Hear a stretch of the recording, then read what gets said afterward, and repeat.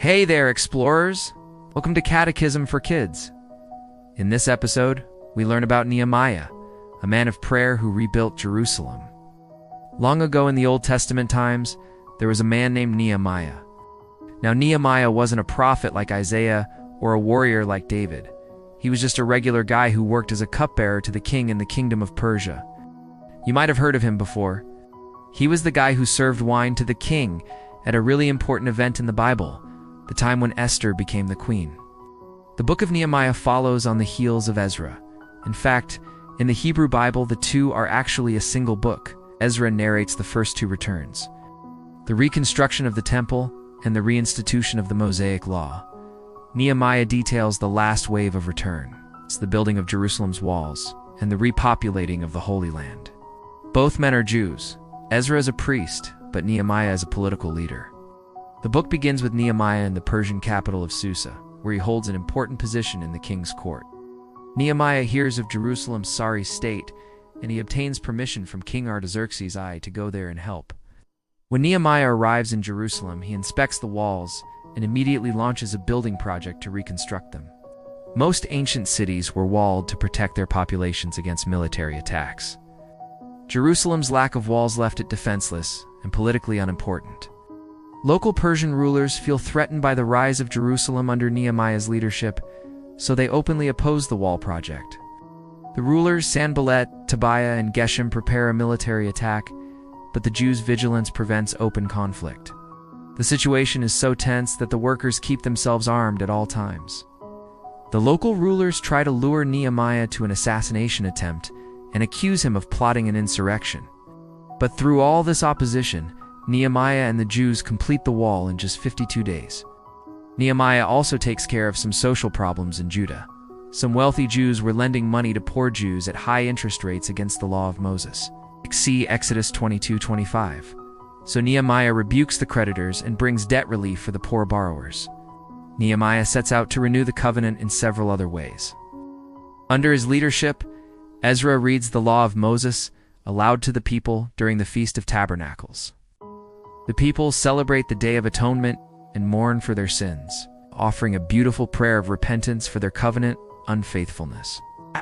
After the prayer, they formally recommit themselves to the covenant.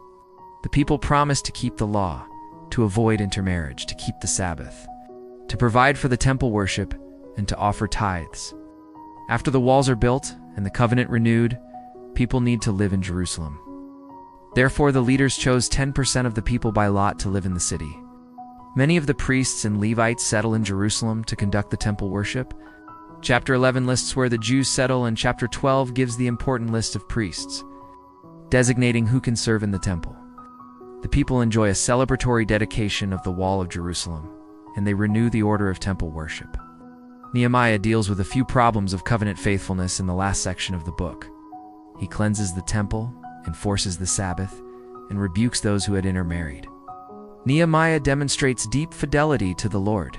His faithful perseverance and heroic courage, especially in light of internal resistance, are an example for us. The most noteworthy thing about Nehemiah for our purposes is that he did not proceed by making new laws to reshape society in accordance with his own notions of right and wrong. He relied on the moral laws of God. Moreover, when it came to reading from the book of the law and renewing what we might call the behavioral covenant of the larger society, that job fell to Ezra the priest. It was Ezra who stipulated the points of ethical obligation for the common good. These fell under 4 broad headings: morality, to walk in God's law, and to obey all his commandments, ordinances, and statutes; marriage, not to give their daughters to foreign husbands, nor to take foreign wives for their sons; financial dealings, to avoid commercial dealings on the Sabbath and in the 7th year, to forego the crops and the exaction of debt; religious duty, to materially contribute to divine service, and to offer first fruits and firstborn of crops and cattle, and to tithe. I offered an appropriate contemporary application of the problem of foreign spouses in my commentary on the book of Ezra. To marry with the good of one's future family, one's extended family, our larger social family, and God's family all firmly in mind. Adjusting for that, this list of commitments for the common good is as comprehensive as it is simple. It would make good sense to view it as foundational in our own time. The book of Nehemiah also recounts certain interventions of the governor in what might be considered spiritual affairs. But these are appropriate because they fall into two legitimate areas. First, there is the public participation of the civil order and religion. No good Jew or Christian or anyone else should be able to conceive of a civil order. That would not be subject to God. Thus, when the finished walls of Jerusalem were dedicated in a religious celebration, Nehemiah brought up the princes of Judah upon the wall, and appointed 2 great companies which gave thanks and went in procession. Nehemiah 12:31. Nehemiah also undertook reforms to properly honor the Sabbath again, for much commerce had spilled over to this day that was reserved for God.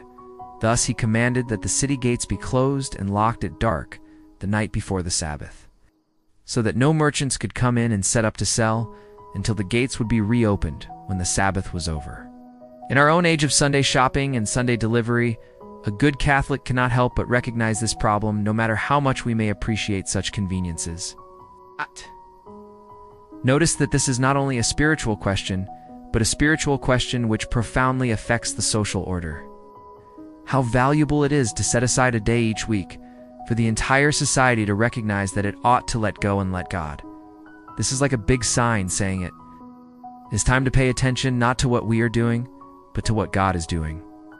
Few seemingly minor reforms could be more conducive to the common good. But perhaps the larger point to be drawn from the book of Nehemiah is this: just as spiritual life has huge repercussions in social life, so too is there a proper relationship between spiritual and civil authority.